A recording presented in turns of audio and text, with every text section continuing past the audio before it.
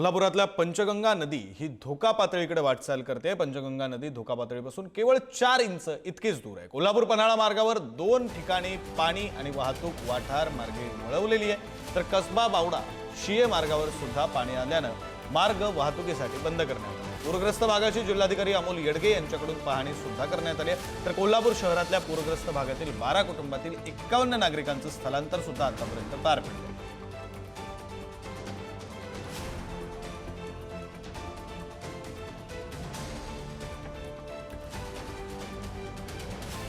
आपले प्रतिनिधी शेखर पाटील आपल्यासोबत जोडले गेलेले आहेत, आपण त्यांच्याशी बोलूया। शेखर, कोल्हापुरात पूर आला तर किती विदारक परिस्थिती होते हे संपूर्ण महाराष्ट्राला माहिती आहे, संपूर्ण महाराष्ट्राने ते पाहिलेलं आहे। आता सुद्धा कोल्हापूर आणि सांगली दोन्हीसाठी ही धोक्याची घंटा म्हणावी लागेल।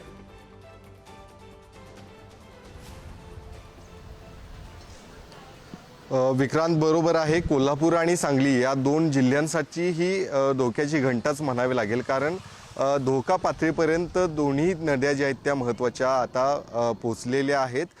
केवळ 3 इंच पाणी पातळी जी आहे ती बाकी आहे।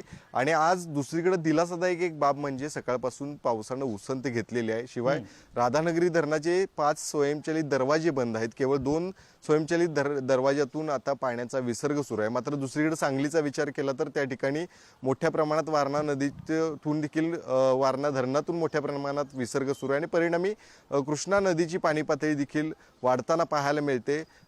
सांगलीतील परिस्थिती देखील तेवढी गंभीर बनताना पाहायला मिळते। मात्र आज कशा पद्धतीने पाऊस असणार हे पाहणं गरजेचं आहे। मी सध्या कोल्हापुरातल्या आंबेवाडी या गावामध्ये सध्या विक्रांत आहे आणि ज्या गावामध्ये सर्वाधिक महापुराचा फटका बसतो त्याच गावामध्ये आहे। आणि आता आपण ही सगळी दृश्य बघतोय, त्या गावामध्ये पाणी शिरायला सुरुवात आता झालेली आहे। नागरिकांना कालपासूनच स्थलांतरित होण्याच्या सूचना प्रशासनाकडून देण्यात आलेल्या आहेत आणि सकाळपासून अगदी काही नागरिकांनी स्थलांतर करायला सुरुवात देखील केलेली आहे।